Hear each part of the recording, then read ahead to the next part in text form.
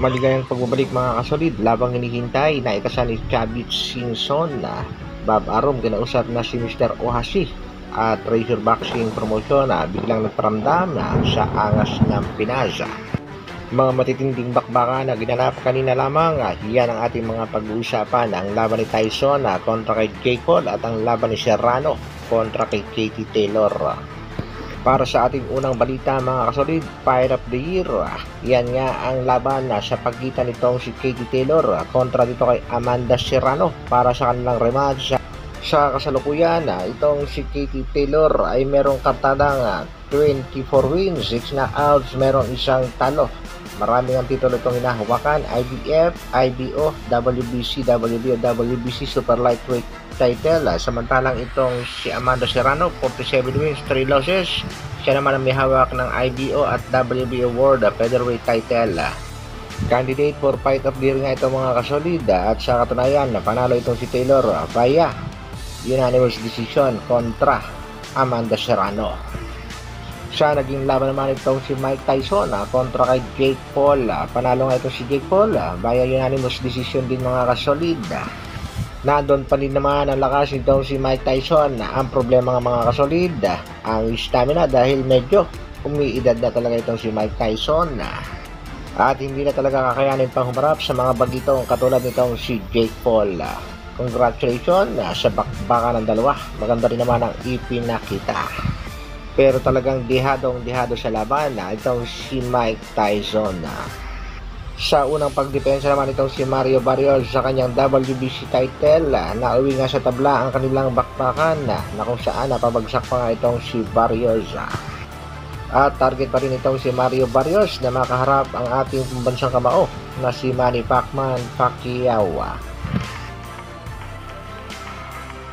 Sa kabilang balita naman mga kasolid, napansin nga ng mga boxing fans ang tila pagpaparamdam ng Treasure Boxing Promotion sa ating pangbatang si Angas ng Pinas. Alam naman natin mahigit isang buwan na ang laban nitong si Angas ng Pinas kontra sa Sanchez. Pero sa unang pagkakataon, in-upload nga ito ng Treasure Boxing Promotion. Sa kabilang dako, Chavit Singson, isa sa matalik na kaibigan nitong si Top Rank Promotion CEO Bob Arum, at isa rin siya sa naging dahilan upang makasa ang labang matagal nang hinihintay. Ito nga ay ang laban ng ating pambansang kamao na si Manny Pacquiao kontra dito kay Floyd Mayweather Jr. Kaya naman marami talaga ang humanga dito kay Chavit Singson, maging mga boxing fans ay napasaludo. Humanga rin sa kanya itong si Floyd Mayweather Jr. At ayon nga dito kay Floyd, nang dahil daw kay Chavit Singson nakasa ang kanyang laban kontra kay pambansang kamao Manny Pacquiao.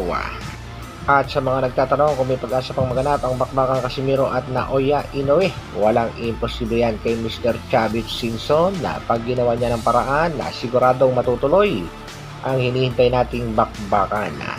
Unfinished business sa pagitan ng Cuadro Alas kontra Triple Alas na si Japanster Naoya Inoue. Napapabalita ng mga kasolid na kinausap na rin itong si Bob Arum patungkol dyan ang manager ni Inoue na si Mr. Ohashi. Pero pag nagkataon nga mga kasolid, kailangan talagang magpakondisyon ng 100% ng ating pambatong si Angas ng Pinas dahil ang kanyang kalaban ay hindi basta-basta at sinasabi nga nilang monster. At kung sakali naman daw tututol itong MP Promotion dahil mayroon silang alagang mas ranking sa ating pangbatang si Angas ng Pinas, yan nga itong si Wonderboy Carl James Martin.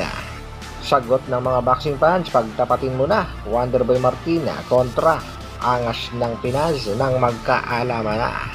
At sa naging laban niya nitong si Jake Paul kontra sa boxing legend na si Mike Tyson, eto nga ang naging reaksyon ng ating pangbatang si Angas ng Pinas. Kagatin mo na! Alam natin, gumawa lang sila ng pera dito sa boxing. Kaya, ayun o.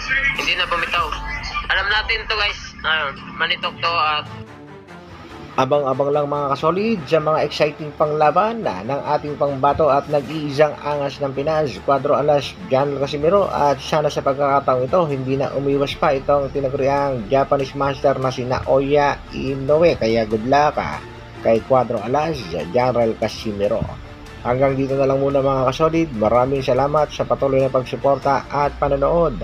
isang like naman dyan, at sa mga bago, pa-share at subscribe na rin ng ating video. Mabuhay!